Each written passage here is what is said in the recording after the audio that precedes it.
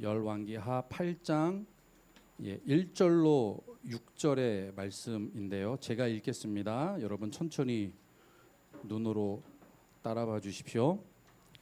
엘리사가 이전에 아들을 다시 살려준 여인에게 이르되 너는 일어나서 내 가족과 함께 거주할 만한 곳으로 가서 거주하라. 여호와께서 기근을 부르셨으니 그대로 이 땅에 7년 동안 임하리라 하니 여인이 일어나서 하나님의 사람의 말대로 행하여 그의 가족과 함께 가서 블레셋 사람의 땅에 7년을 우거하다가 7년이 다음에 여인이 블레셋 사람의 땅에서 돌아와 자기 집과 전투를 위하여 호소하려 하여 왕에게 나아갔더라. 그때 왕이 하나님의 사람 게하시와 서로 말하여 이르되 너는 엘리사가 행한 모든 큰 일을 내게 설명하라 하니 게하시가 곧 엘리사가 죽은 자를 다시 살리신 일을 왕에게 이야기할 때에 그 다시 살린 아이의 어머니가 자기 집과 전투를 위하여 왕에게 호소하는지라. 게하시가 이르되 내 주 왕이여 이는 그 여인이요 저는 그의 아들이니 곧 엘리사가 다시 살린 자니이다 하니라. 왕이 그 여인에게 물음에 여인이 설명한지라. 왕이 그를 위하여 한 관리를 임명하여 이르되 이 여인에게 속한 모든 것과 이 땅에서 떠날 때부터 이제까지 그의 밭에 소출을 다 돌려주라 하였더라. 아멘. 네.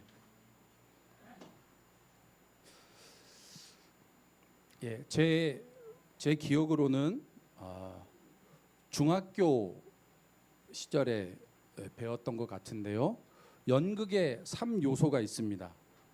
연극을 구성하는 세 가지 요소는 희곡과 배우와 관객입니다. 첫 번째 희곡은 연극을 위한 대본입니다. 연극을 위한 대본이 희곡입니다. 그 연극 대본에는 해설이라는 것을 통해서 무대와 시대적 배경 같은 것을 설명하고 그리고 그 지문이라는 게 항상 가로쳐져 있죠. 배우가 어떻게 행동해야 하는지를 지시하고 그리고 그 대본의 대사를 통해서 사건을 전달합니다. 둘째 요소가 배우인데요. 배우는 대사나 행동 등을 통해 희곡 속 인물들을 연기하죠. 그리고 마지막 요소 관객입니다.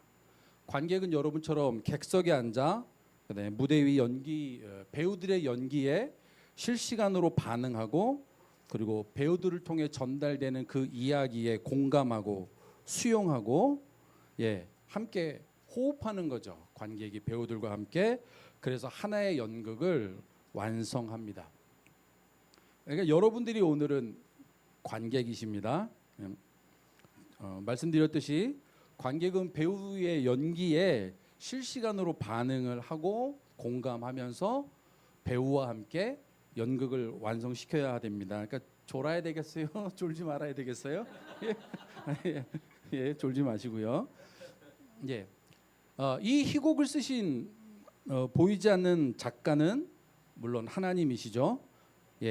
오늘 이 희곡은요 이스라엘 분열 왕국이 시대적 배경이고 그다음에 북이스라엘 왕궁이 무대로 설정되어 있습니다. 그리고 오늘 읽은 이 짧은 이야기는 연극의 3막 3장, 그러니까 마지막 결론에 해당되는 이야기입니다. 이 말인즉슨 뭐냐면 우리가 이 결론, 오늘 읽은 본문을 하나님이 원래 의도하셨던 그만큼을 우리가 충분히 이해하려면 뭐가 돼야 되냐면 열왕기하 1장부터 7장까지의 서론과 본론에 대한 내용을 우리가 그 내용에 대한 선지식이 좀 있어야 이 본문이 온전히 읽혀지는 겁니다.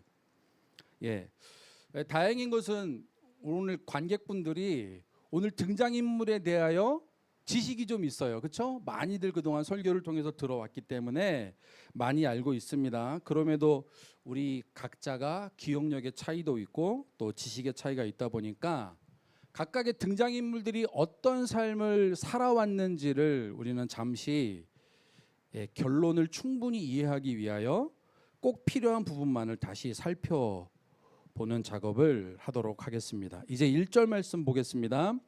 엘리사가 이전에 아들을 다시 살려준 여인에게 이르되 너는 일어나서 내 가족과 함께 거주할 만한 곳으로 가서 거주하라. 여호와께서 기근을 부르셨으니 그대로 이 땅에 7년 동안 임하리라 하니. 아멘. 자, 엘리사가 이전에 아들을 다시 살려준 여인 누구죠? 수넴 여인입니다. 우리는 지금 1장서부터 7장까지를 순서적으로 보지 않고 각각의 인물을 중심으로 살펴보도록 할 것입니다. 예, 수넴 여인은 열왕기하 4장에 나오는 여인입니다. 하루는 엘리사가 수넴이라는 곳에 이르렀는데 거기 한 귀한 여인이 엘리사를 간권하여 음식을 먹도록 했습니다. 그 수넴 여인이 가끔 자기 동네를 지나가는 그 엘리사가 하나님의 귀한 선지자임을 알아보았던 것이죠. 그래서 그녀는 음식을 대접하는 것에 더 나아가 자기 집 위에 뭘 만들어요? 작은 방을 하나 만들고요. 무엇보다도 중요한 것은 뭐냐면 그 처소에 침상과 책상과 의자와 촛대를 비치했다라고 이야기합니다. 그 단어들의 원어적 의미가 뭐냐면 촛대는 등잔대를, 그리고 의자는 보좌를, 책상은 떡상을 의미한다고 말씀드렸습니다. 그러니까 그 수넴 여인이 준비한 그 방이 뭐예요? 그 의미에서 단순히 게스트하우스 정도가 아니라 성소 기구에 들어가는 그 기구 목록에 준하는 것들을 그 방에 구비함으로써 영적 암흑기를 지나고 있는 북이스라엘 땅에서 하나님을 향한 경외함과 그리고 잃어버린 거룩한 예배가 온전히 회복되기를 바라는 마음에 예배의 처소, 기도의 처소를 준비한 것이라 할 수 있습니다. 여러분, 지금 남과 북이 분열된 분열 왕국 시대였잖아요. 그렇죠? 근데 왜 북이스라엘 땅의 예배가 그토록 망했는가? 남과 북이 갈릴 때에 북이스라엘 왕이요, 북이스라엘 그 백성들이 남유다에 있는 예루살렘으로 예배하러 가는 것을 막기 위해서 북이스라엘의 최북단과 남단에 산당을 설치하고, 그리고 그곳에 무엇을 두었냐면 금송아지를 두었어요.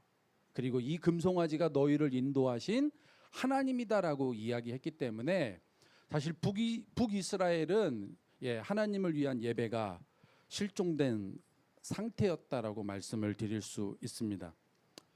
이렇게 하나님의 사람 엘리사를 위한 환대와 그리고 하나님 나라를 위한 그 수넴 여인의 그 헌신 위에 하나님께서 무엇을 주시냐면 은혜와 축복을 주시죠. 그러니까 수넴 여인이 아무것도 바라지 않고 그렇게 헌신을 했을 때에 엘리사가 고민합니다. 그녀를 위해서 과연 무엇을 해줄 수 있는지를 고민했을 때에 마침내 뭘 알아내냐면 그 여인에게 아들이 없는 것과 그리고 남편이 이미 늙었다는 사실을 알게 됩니다. 그러니까 뭐냐면 마치 그 아브라함과 사라처럼, 그죠? 더 이상은 스스로의 힘으로는 다음 세대를 이을 수 없는 절망적인 상황에 그 여인이 있었던 거죠. 그렇게 하나님의 보상이 그 여인이 전혀 기대하지 않았던 그 방식으로 다가옵니다. 열왕기하 4장의 말씀입니다. 16, 17절. 엘리사가 이르되 한 해가 지나 이때쯤에 내가 아들을 안으리라 하니 여인이 이르되 아니로소이다. 내 주 하나님의 사람이요 당신의 계집종을 속이지 마옵소서 하니라. 17절. 여인이 과연 잉태하여 한 해가 지나 이때쯤에 엘리사가 여인에게 말한 대로 아들을 낳았더라. 아멘. 그런데 우리가 아는 것처럼 그 아이가 얼마 지나지 않아서 아이고 내 머리야 내 머리야 하다가 여인의 무릎에 앉아 있다가 죽습니다. 그래서 여인이 엘리사의 침상 위에 그 아이를 누워놓고 나귀의 안장을 지우고 한 4, 50km 떨어져 있는 그 갈멜에 있는 엘리사에게로 달려가죠. 그리고 도착하자마자 엘리사의 발을 붙듭니다. 다리가 아니라 발바닥을 붙들었다는 건 뭐예요? 완전 납작 엎드렸다는 이야기가 되겠죠. 그러면서 절규합니다. 뭐라고 절규하냐면 내가 내 주께 아들을 구하더이까 나를 속이지 말라고 내가 말하지 아니하더이까라고 절규합니다. 근데 이 절규는 뭐예요? 지금 원망의 소리를 하고 있는 게 아니에요. 그렇죠? 뭐냐면 그러니까 자신이 기대하지 않았던 아이를 주신 분이 누구예요? 하나님이시잖아요. 그러니까 이 죽은 아이를 다시 살릴 수 있는 분도 누구시다? 하나님이시라는 것을 지금 고백하는 믿음의 고백을 그 여인이 지금 하고 있었던 것이죠. 이제 제가 지난번 설교에서 다루지 않았던 그 후반의 이야기를 읽어볼 텐데요. 열왕기하 4장 29절에서 37절 조금 깁니다. 근데 엘리사가 그 여인의 죽은 아이를 살리는 명장면이죠. 그 부분을 한번 읽어보겠습니다. 여기에 게하시라는 오늘 본문의 그 게하시라는 인물도 등장합니다. 29절입니다. 엘리사가 게하시에게 이르되 내 허리를 묶고 내 지팡이를 손에 들고 가라. 사람을 만나거든 인사하지 말며 사람이 내게 인사할지라도 대답하지 말고 내 지팡이를 그 아이의 얼굴에 놓으라 하는지라. 아이의 어머니가 이르되 여호와께서 살아계심과 당신의 영혼이 살아계심을 두고 맹세하노니 내가 당신을 떠나지 아니하리이다라고 이야기합니다. 이 떠나지 않겠다라는 얘기는 뭐냐면 만약 당신이 나와 함께 올라가지 않으면 나도 가지 않겠습니다라고 하는 간절한 마음입니다.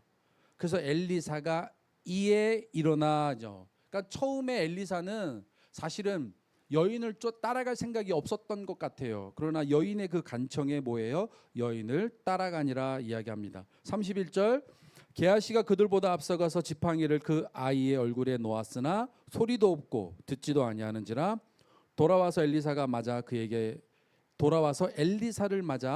말하여 아이가 깨지 아니하였다 하니라.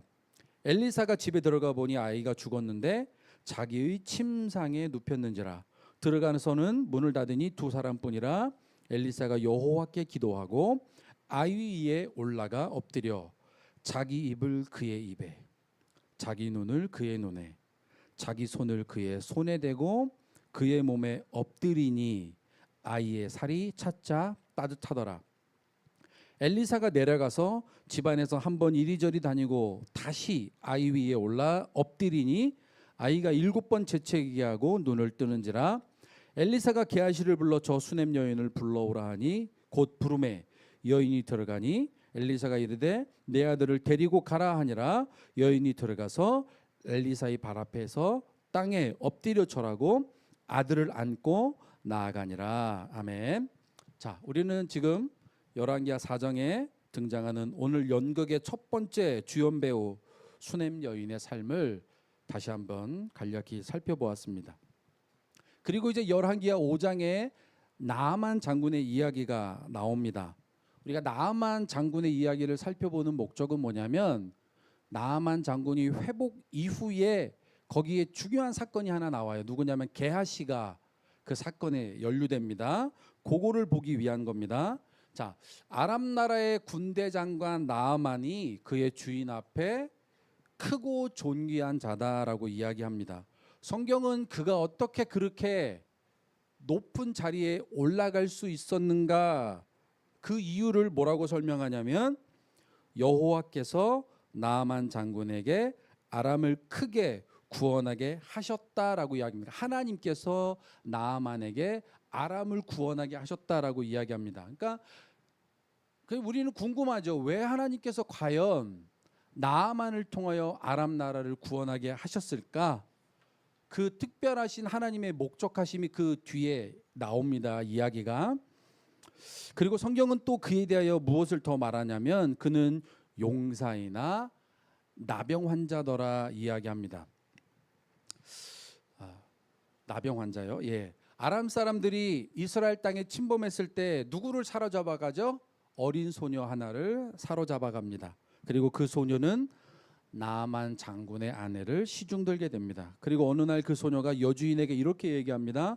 우리 주인이 사마리아에 계신 선지자 앞에 서면 좋겠나이다. 그가 그 나병을 고칠 수 있나이다. 나아만은 그 이야기를 듣고 왕에게 아뢰었고 왕의 허락을 받아 왕의 친서를 받아들고 그리고 은 10달란트 금 6,000개 의복 10벌을 준비해서 북이스라엘을 방문하게 됩니다. 그러나 적군인 아람 나라, 그러니까 당시 아람과 북이스라엘은 적대적 관계에 있었습니다. 적군인 아람 나라 군대 장관의 이런 예기치 못한 그 방문에 여호람 왕이 그의 방문에 숨은 의도가 있지 않는가 하여 옷을 찢으며 좌절하죠. 그리고 그 소식을 전해들은 엘리사는 궁에 사람을 보내서 나아만 장군을 자신에게 보내라고 이야기합니다. 이제 열왕기하 5장 9절에서 12절의 말씀입니다. 나아만이 이에 말들과 병거들을 거느리고 엘리사의 집 문에 서니 엘리사가 사자를 그에게 보내 이르되 너는 가서 요단강에 몸을 7번 씻으라 내 살이 회복되어 깨끗하리라 하는지라 나아만이 노하여 물러가며 이르되 내 생각에는 그가 내게로 나아와서 그의 하나님 여호와의 이름을 부르고 그의 손을 그 위에 그 부위에 흔들어 나병을 고칠까 하였도다. 다메섹강 아바나와 바르발은 이스라엘의 모든 강물보다 낫지 아니하냐? 내가 거기서 몸을 씻으면 깨끗하게 되지 아니하랴 하고 몸을 돌려 분노하여 떠나니 됩니다. 지난번 말씀드렸죠. 설교에서 나아만이 이토록 분노한 이유가 뭐였죠? 11절 말씀에 내 생각에는, 그렇죠? 내 생각에는 아람 나라 군대 장관인 자신을 엘리사가 이렇게 대우해서는 안 된다는 것이죠. 그러니까 문을 열고 직접 나와서 자신을 영접하고 자신의 그 아픈 부위에 손을 얹어서 흔들어서 여호와의 이름을 부르며 기도하는 것이 마땅하지 않겠느냐라고 이야기하는 것이죠. 엘리사가 제시한 방법은 그저 뭐예요? 요단강 물에 7번 담그라. 그것이 뭐예요? 자신의 생각과 자신의 의도와 전혀 맞지 않다는 것이죠. 이것이 뭐라고 말씀드렸냐면 복음의 비밀이라고 말씀을 드렸습니다. 그러니까 사람들이 우리 기독교의 복음, 기독교 복음을 받아들일 때 가장 어려운 장벽이 뭐예요? 구원에 이르는 길이 너무나 쉽다.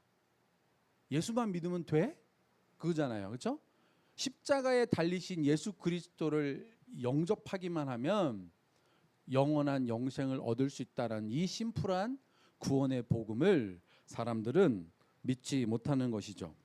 그러니까 나아만이 치유에 이르게 되는 길은 그저 하나님의 사람의 말씀대로 그리고 그가 제시한 방법대로 순종하여 나아가는 것뿐이었죠.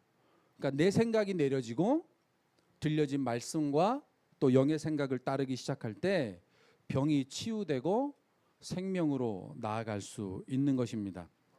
다행인 것은 그런 나아만 옆에 말씀이 들려졌던 종들이 있었죠. 열왕기하 5장 13, 14절 말씀입니다.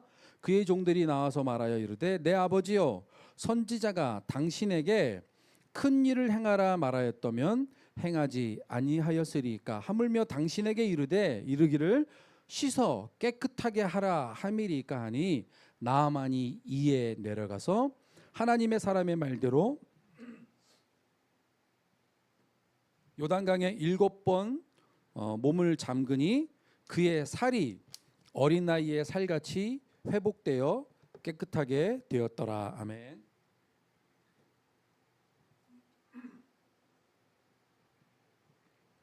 그렇게 깨끗하게 회복된 나아만이 하나님의 사람에게로 돌아와서 이제 이렇게 고백합니다. 15절 말씀입니다. 중요합니다.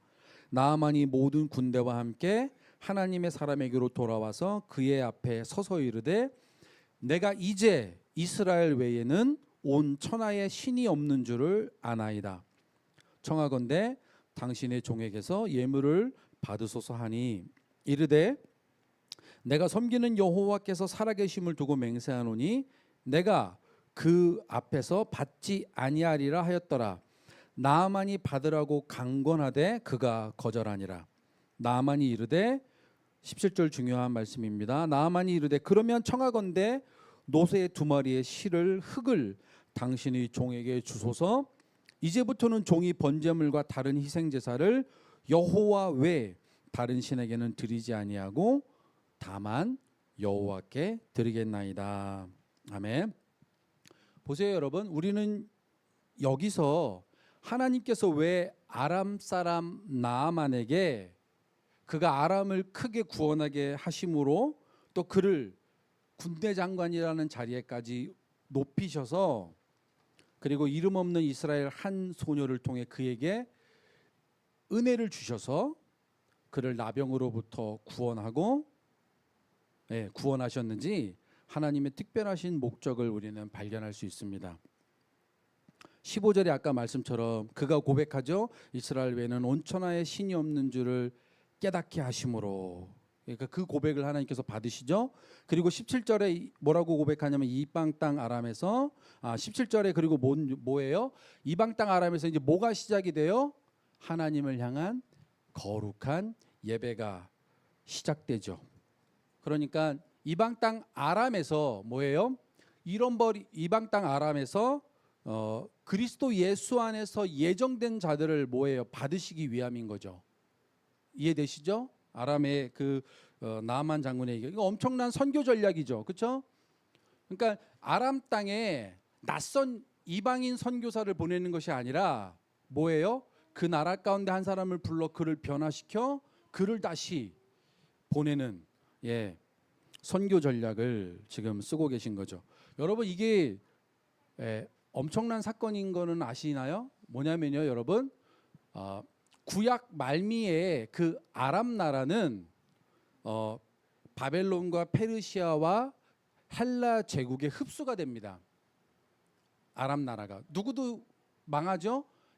이스라엘 백성도 망하고요. 이 아람 나라도 망하게 됩니다. 그래서 뭐냐면 신약 시대의 헬라어와 더불어서 그 아람어가 공용어가 됩니다.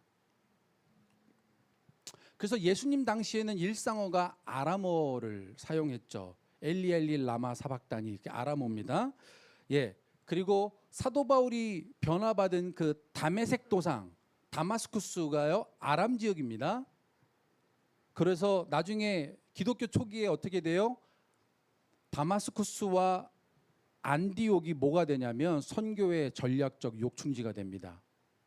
그래서 그걸 통하여 뭐예요? 유대교에 머물러 있던 그리스도가 기독교가 그 안디옥 교회와 다마스쿠스를 거쳐 아시아와 유럽으로 복음이 퍼지게 되는. 그러니까 보세요, 여러분. 구약의 나아만 장군을 하나님께서 예비하셔서 지금 신약 시대에 복음의 확장을 준비하시는 하나님의 이 큰 그림이 우리는 나아만 장군의 이야기를 통해서 우리는 봐야 되는 거죠. 그래서 나아만 장군은 단순히 그가 그냥 병을 고쳤더라 정도의 이야기가 아니라 복음의 선교의 길을 예비하시는 사건인 거죠. 자, 이제 우리는 나아만 장군의 후반부 이야기를 살펴볼 건데요. 열왕기하 5장의 20절부터 27절 엘리사의 사환 게하시가 여기서 결정적인 역할을 합니다. 한번 보겠습니다. 20절 하나님의 사람 엘리사의 사환 게하시가 스스로 이르되 내 주인이 이 아람 사람 나아만에게 면하여 주고 그가 가지고 온 것을 그의 손에서 받지 아니하였도다. 여호와께서 살아계심을 두고 맹세하노니 쓸데없는 맹세죠. 내가 그를 쫓아가서 무엇이든지 그에게서 받으리라 하고 나아만의 뒤를 쫓아가니 나아만이 자기 뒤에 달려옴을 보고 수레에서 내려 맞이하여 이르되 평안이냐 하니 그가 이르되 평안이니이다. 우리 주인께서 나를 보내시며 말씀하시기를 지금 선지자의 제자 중에 2 청년이 에브라임 산지에서부터 내게로 왔으니 청하건대 당신은 그들에게 은 1 달란트와 옷 2벌을 주라 하시더이다. 나아만이 이르되 바라건대 2 달란트를 받으라 하고 그를 강권하여 은 2 달란트를 2 전대에 넣어 매고 옷 2벌을 아울러 2 사환에게 지우매 그들이 게하시 앞에서 지고 가니라. 언덕에 이르러서는 게하시가 그 물건을 2 사환의 손에서 받아 집에 감추고 그들을 보내 가게 한 후 들어가서 그의 주인 앞에 서니 엘리사가 이르되 게하시야 내가 어디서 오느냐 하니 대답하되 당신의 종이 아무데도 가지 아니하였나이다 하니라. 엘리사가 이르되 한 사람이 수레에서 내려 너를 맞이할 때에 내 마음이 함께 가지 아니하였느냐. 지금이었지 은을 받으며 옷을 받으며 감남원이나 포도원이나 양이나 소나 남종이나 여종을 받을 때이냐. 그러므로 나아만의 나병이 내게 들어 내 자손에게 미쳐 영원토록 이르리라 하니 게하시가 그 앞에서 물러나오매 나병이 발하여 눈같이 되었더라. 지금 엘리사 몰래 게하시가 행동을 했죠. 그런데 놀랍게도 엘리사의 영이 그것을 감지했습니다.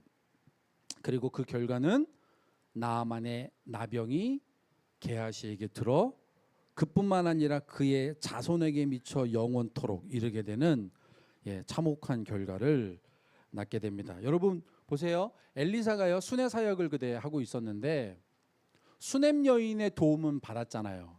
그렇죠? 수넴 여인의 도움은 받았어요. 그런데 나아만 장군의 그 어마어마한 재물은 거절을 했습니다. 왜 그랬을까요? 분명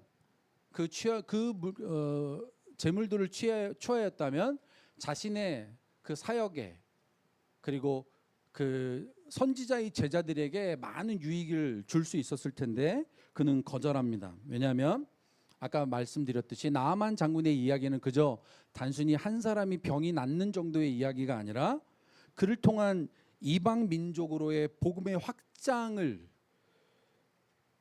복음의 확장이라는 관점으로 우리가 이 이야기를 본다면 답이 나옵니다. 그러니까 하나님의 은혜와 구원이 값없이 주어지는 것이어야 하는데 게하시는 뭐예요? 그 대가로 물질을 취하해서 뭐예요? 은혜의 본질을 완전히 망가뜨려 훼손시켜 버리는 것입니다. 그러므로 우리 보성교회와 더불어 다른 모든 은사 사역자들이 특별히 조심해야 되는 부분이 바로 이 부분인 것 같습니다. 이제 우리는 세 번째 주요연 배우 여호람 왕에 대하여 살펴보도록 하겠습니다. 여호람 왕은요, 그 북이스라엘의 누구의 자녀냐면 아합과 이세벨의 둘째 아들이었던 것 같아요. 그러니까 원래 둘째 아들이었기 때문에 원래대로라면 그는 왕위를 물려받을 수 없는 거죠. 근데 그의 형 아하시아 왕이 다락 난간에서 떨어져서 병이 들었어요. 열왕기하 1장입니다. 2절에서 4절 말씀 보겠습니다. 아하시아가 사마리아에 있는 그의 다락 난간에서 떨어져 병들매 사자를 보내며 그들에게 이르되 가서 에그론의 신 바알 세부백에 이 병이 낫겠나 물어보라 하니라. 여호와의 사자가 디셉 사람 엘리야에게 이르되 너는 일어나 올라가서 사마리아 왕의 사자를 만나 그에게 이르되 이스라엘에 하나님이 없어서 너희가 에그론의 신 바알 세부백에 물으러 가느냐. 그러므로 여호와의 말씀이 내가 올라간 침상에서 내려오지 못할지라 내가 반드시 죽으리라 하셨다 하라. 엘리야가 이에 가니라. 결국 아하시아 왕은요 여호와의 말씀대로 죽습니다. 그리고 그가 아들이 없었어요. 그래서 누가 왕이 되냐면 여호람이 그를 대신하여 왕이 됩니다. 여호람 재위 12년 동안에 참 많은 일들이 있었습니다.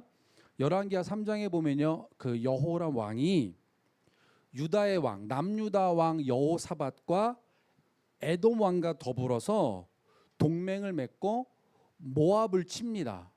왜냐하면 그 모압이 그 아버지 세대, 그러니까 아합 왕 시대에 조공을 바쳤었거든요.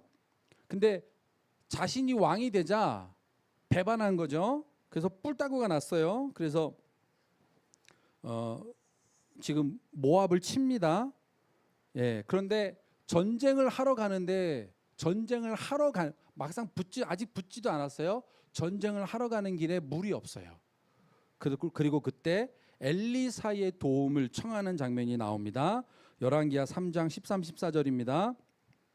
엘리사의 반응을 한번 잘 보세요. 엘리사가 이스라엘 왕에게 이르되 내가 당신과 무슨 상관이 있나이까?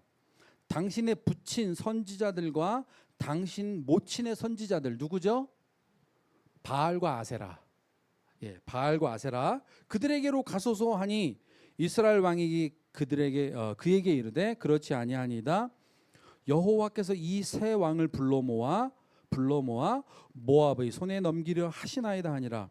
엘리사가 이르되 내가 섬기는 만군의 여호와께서 살아계심을 두고 맹세하노니 내가 만일 유다의 왕 여호사밧의 얼굴을 봄이 아니면 그 앞에서 당신을 향하지도 아니하고 보지도 아니하였으리이다 말합니다.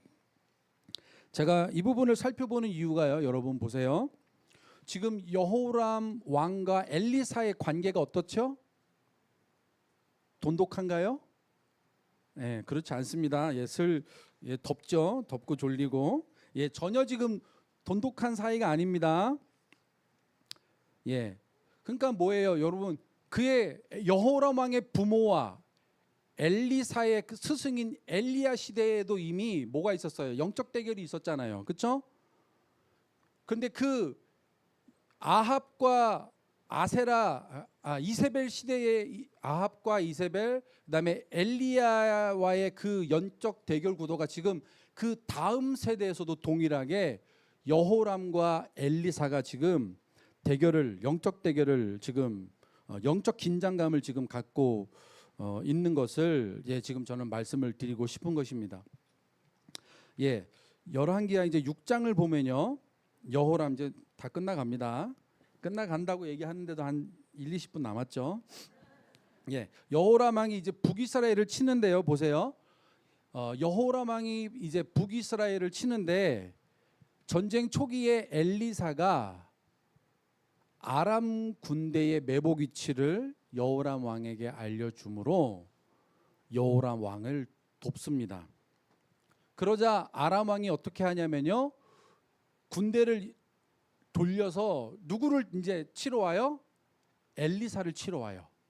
엘리사 오직 한 사람을 잡기 위하여 엘리사를 치러 옵니다. 근데 여기서 이제 결정적인 사건이 하나 벌어져요. 말씀을 한번 잘 보세요. 오늘 말씀이 많아요. 열왕기하 6장입니다. 여기 어떤 사건인지 잘 들어보세요. 열왕기하 6장 18절로 24절. 아람 사람이 엘리사에게 내려오매 엘리사가 여호와께 기도하여 이르되 원하건대 저 무리의 눈을 어둡게 하옵소서 하매 엘리사의 말대로 그들의 눈이 어둡게 하신지라. 엘리사가 그들에게 이르되 이는 그 길이 아니요 이는 그 성읍도 아니니 나를 따라오라. 내가 너희를 인도하여 너희를 찾는 사람에게로 나아가리라 하고 그들을 인도하여 사마리아에 이르니라. 사마리아에 들어갈 때에 엘리사가 이르되 여호와여 이 무리의 눈을 열어서 보게 하옵소서 하니 여호와께서 그들의 눈을 여심해 그들이 보니 자기들이 사마리아 가운데 있더라. 이스라엘 왕이 그들을 보고 엘리사에게 이르되 내 아버지여 내가 치리이까 하니 대답하되 치지 마소서. 칼과 활로 잡은 자인들 어찌 치리이까? 떡과 물을 그들 앞에 두어 먹고 마시게 하고 그들의 주인에게로 돌려 보내소서 하는지라. 왕이 위하여 음식을 많이 베풀고 그들이 먹고 마심에 놓아 보내니 그들이 그들의 주인에게로 돌아가니라. 이로부터 아람 군사의 부대가 다시는 이스라엘 땅에 들어오지 못하니라. 24절이에요. 이후에 아람 왕 베나닷이 그의 온 군대를 모아 올라와서 사마리아를 에워싸니 이야기합니다. 여러분 아까 21절 말씀에 여호람 왕이 얼마나 간절합니까? 그죠? 내가 치리이까. 그러니까 너무나도 손쉽게 아람 군대를 몰살시킬 수 있는 기회가 왔잖아요. 그러니까 죽이고 싶은 거죠. 근데 어떻게 해요? 하나님과 엘리사가 그 일을 허락하지 않죠. 그 결과가 뭐예요? 전력에 단 1도 손상을 입지 않는 아람 군대가 곧바로 다시 쳐들어오는 사건이 벌어지게 됩니다. 그래서 그 아람 군대가 사마리아를 둘러쌌죠. 그래서 어떻게 돼요? 여러분 최악의 상황이 기억나는 거 있나요? 자식을 삶아 먹습니다. 굶주리다 못해 자신들의 자식을 삶아 먹는 일이 발생하죠. 그래서 결국 아람 왕이 엘리사와 여호와 하나님을 향해 격분합니다. 31절로 33절. 왕이 이르되 사밧의 아들 엘리사의 머리가 오늘 그 몸에 붙어 있으면 하나님이 내게 벌 위에 벌을 내리실지로다 하니라. 그때에 엘리사가 그의 집에 앉아 있고 장로들이 그와 함께 앉아 있는데 왕이 자기 처소에서 사람을 보냈더니 그 사자가 이르기 전에 엘리사가 장로들에게 이르되 너희는 이 살인한 자의 아들이 내 머리를 베려고 사람을 보내는 것을 보느냐? 너희는 보다가 사자가 오거든 문을 닫고 문 안에 들이지 말라. 그의 주인의 발소리가 그의 뒤에서 나지 아니하느냐 하고. 33절 다 같이 읽겠습니다. 시작.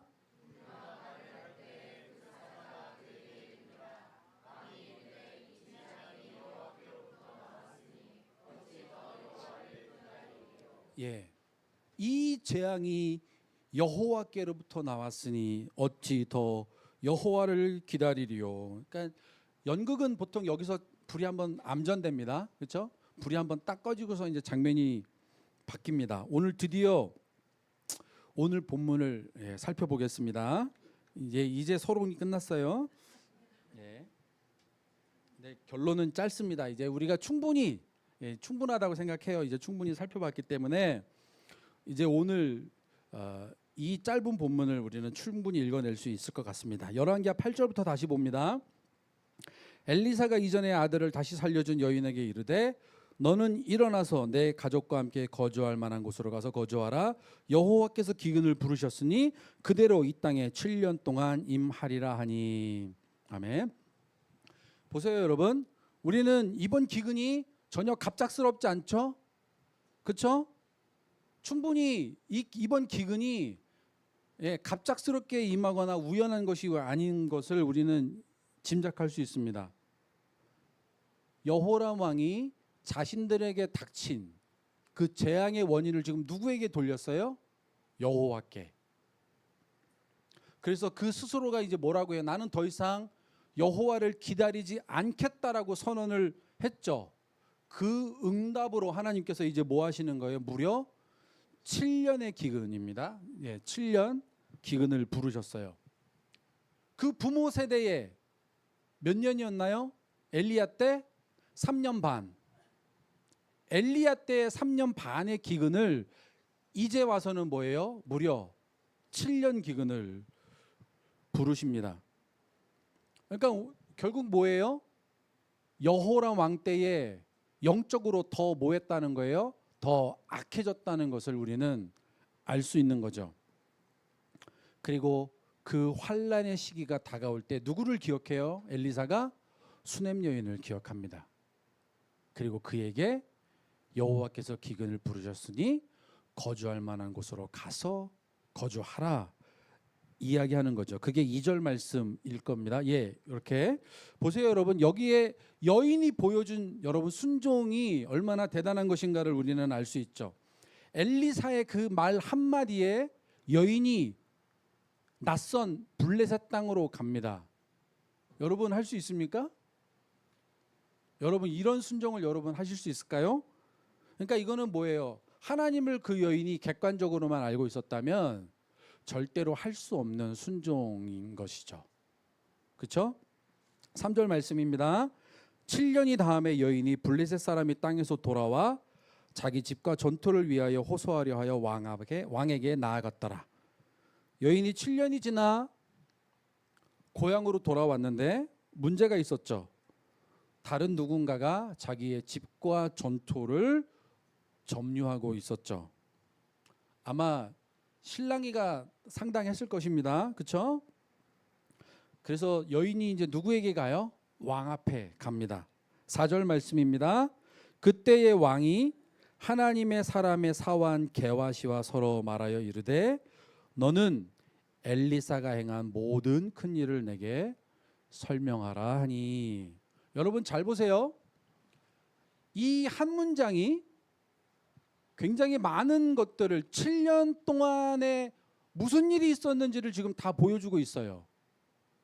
우리 그거를 읽어야 돼요. 지금 여호람 왕의 심중의 변화가 있죠. 분명 지금 7년이 순식간에 지나갔지만 모든 그 재앙의 원인을 여호와께로 돌려서 여호와를 기다리지 않겠다라고 선언했던 그 여호람 왕이 7년 기근이 지나자 지금 누구를 불렀어요? 게하시를 불렀어요. 왜요? 지금 게하시가 뭐예요? 나병 환자잖아요. 말씀 어디에도 게하시가 나병이 나았더라라고 하는 말씀은 아무데도 없어요. 그러니까 왕이 지금 그럼에도 불구하고 지금 누구를 부른 거예요? 게하시를 불러서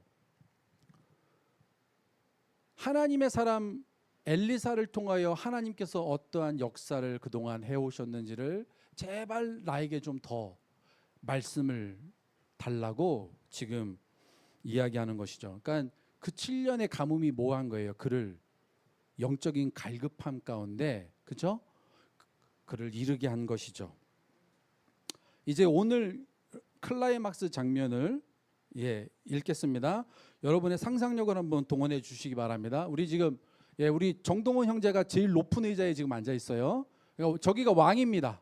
정동원 형제가 왕의 자리이고요. 그리고 여기가 입구입니다. 그러니까 왕을 아래려면 일로 이렇게 들어가야 되죠. 그러니까 그런 상황이고 아마 게하시는 지금 그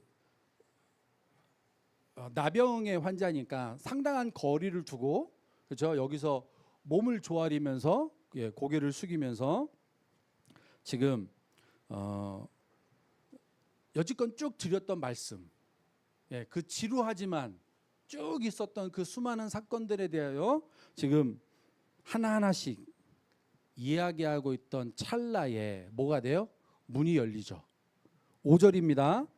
게하시가 곧 엘리사가 죽은 자를 다시 살린 일을 왕에게 이야기할 때에 그 다시 살린 아이의 어머니가 자기 집과 전토를 위하여 왕에게 호소하는지라 게하시가 이르되, 여기 좀 톤을 높여야 되는데, 내 주 왕이여 이는 그 여인이요 저는 그의 아들이니 곧 엘리사가 다시 살린 자니이다.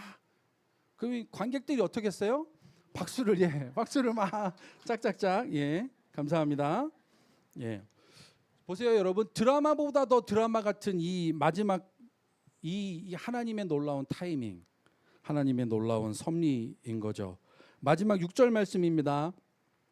왕이 그 여인에게 물음에 여인이 설명한지라 왕이 그를 위하여 한 관리를 임명하여 이르되 이 여인에게 속한 모든 것과 이 땅에서 떠날 때부터 이제까지 그의 밭에 소출을 다 돌려주라 하였더라. 아멘. 여러분, 이런 기적 같은 회복의 역사가 여러분 모두에게도 있게 되시기를 간절히 축원합니다. 아멘. 한 장 남았습니다. 한 장 남았습니다. 여러분, 이제 우리는 마지막 한 걸음을 더 나아가려고 합니다. 오늘 이 연극에서 드러나지 않는 숨은 관객이 있습니다. 여러분, 열왕기 상하의 저자가 누구인지 혹시 아시나요? 열왕기 상하를 예레미야입니다. 그리고 이 예레미야가 이 열왕기 상하서를 쓸 때가 어떤 상황이냐면 바벨론 포로 시대입니다. 그래서 이 열왕기 상하서의 1차 독자, 그리고 오늘의 이 연극의 숨은 관객은 누가 되냐면 바벨론 포로 시대에 있는 이스라엘 백성들인 거죠. 그들이 어때요? 바벨론 포로로 끌려가서 희망이 없이 절망 가운데 그저 하루하루를 살아가는 이스라엘 백성들. 그를 위해서, 그죠? 그들을 위해서 하나님이 어떻게 하셨어요? 눈물의 선지자 예레미야의 손에 붓을 들려서 지금 뭘 쓰고 계신 거예요? 열왕기 상하서를 쓰고 그 열왕기 상하서를 그들에게 들려주고 있는 것입니다. 그러므로 오늘 이 본문은요, 여러분, 그저 하나님을 위해서 헌신했던, 엘리야를 위해서 헌신했던 그 한 여인이 고난의 시기에 잠시 피했다가 돌아와 그저 모든 것을 회복했다라고 하는 그런 단순한 이야기를 우리 가운데 들려주고 있는 것이 아닙니다. 그 수냄 여인의 회복을 통해서 지금 뭘 이야기해요? 포로된 그 자신들의 현실 속에서 그들이 어땠어요? 하나님 사랑하기를 저버리고 예배를 떠나고 말씀을 떠난 결과가 무엇인지를 그들의 현실을 깨닫게 하는 거죠. 그리고 뭐예요? 다시 그들이 하나님께로 그 말씀과 생명으로 돌아가는 것 외에는 답이 없다는 것을 그들에게 알게 하시는 것입니다. 마지막 말씀 한 군데만 보고 말씀을 마치겠습니다. 예레미야 29장이요. 예레미야 29장에 제목이 붙어 있는데요.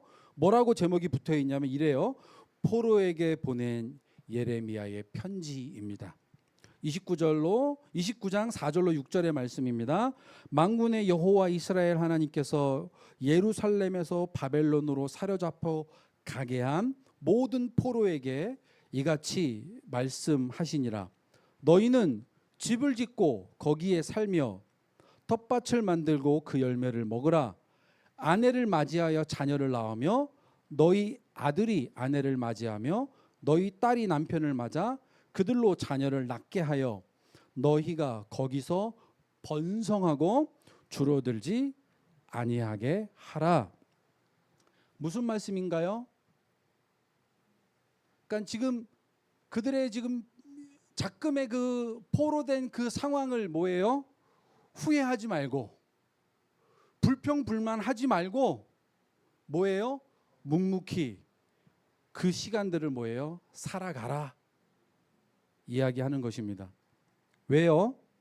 이 시간들이 반드시 그들은 뭐예요? 통과해야만 하거든요. 지난주에 목사님 말씀처럼 뭐예요? 대가지불의 시간을 그들은 반드시 통과해야만 하죠. 누군가는 이렇게 얘기할 수 있죠. 아니 그런다고 뭐가 달라져요? 이렇게 얘기할 수 있잖아요. 그래서 이제 마지막 10절 11절 말씀입니다. 여호와께서 이같이 말씀하시니라. 바벨론에서 70년이 차면 내가 너희를 돌보고 나의 선한 말을 너희에게 성취하여 너희를 이곳으로 돌아오게 하리라. 11절 다 같이 읽겠습니다. 여호와의 말씀이니라. 너희를 향한 나의 생각을 내가 아나니 평안이요 재앙이 아니니라. 너희에게 미래와 희망을 주는 것이니라. 아멘. 여러분들이 지금 당하고 있는 고난은요 절대로 재앙이 아닙니다. 또 절대로요 여러분들의 이야기가 지금 그대로 그저 그렇게 끝나지 않을 것을 오늘 말씀하고 있습니다. 미래와 희망, 회복과 소망을 주시는 여호와를 신뢰함으로 오늘 하루하루를 살아갈 수 있기를 바랍니다. 우리 마지막 찬양 한번 부를까요? 비준비하시니. 오늘 이 찬양 마지막으로 함께 하나님께 올림으로 우리의 믿음의 고백을 한번 드리도록 하겠습니다.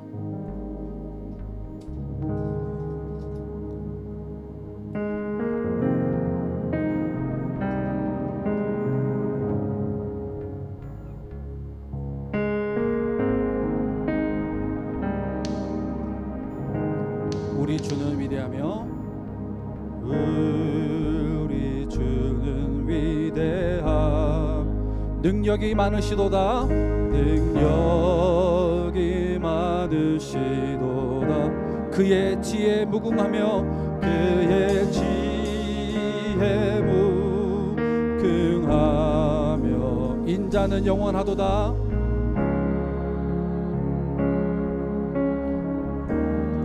상한 자들을 고치시며 상한 자 병자들 고치심 상처를 싸매시도다 상처를 싸매시도다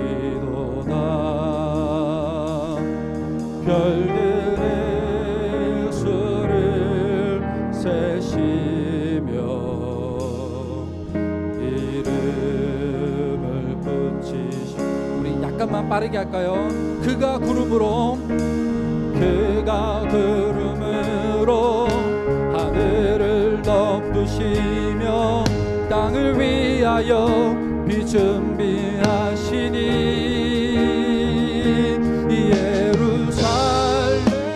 예루살렘아 여호와를 찬송할지어다 내 하나님을 감사함으로 그 앞에 나가며 주 임대 앞에 경배해 귀가 구름으로 하늘을 덮으시며 땅을 위하여 비 준비하시니 예루살렘아 여호와를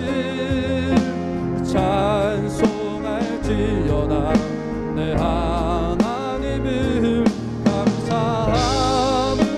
감사함으로 그 앞에 나가며 그 임대 앞에 경배 우리 다같이 말씀을 기억하면서 함께 기도하겠습니다. 좋으신 아버지 하나님 감사합니다.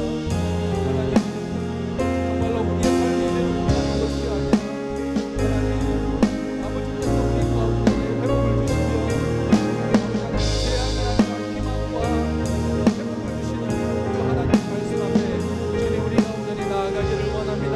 주님 오늘 이 말씀이 우리 가운데 우리의 심령 가운데 주님 강하게 부딪히기를 원하며 주여 말씀하여 주시옵소서. 주님 말씀하여 주시옵소서. 주님 은혜를 허락하여 주시옵소서.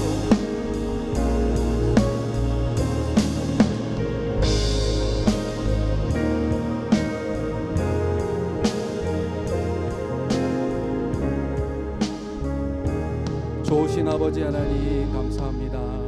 하나님 수냄 여인의 회복을 통하여 하나님 우리 한 사람 한 사람을 반드시 지금의 자리에서 하나님 회복시키시고 아버지의 목적하심을 따라 우리를 사용하여 주실 줄 믿습니다. 예수님의 이름으로 감사하며 기도드리옵나이다. 아멘.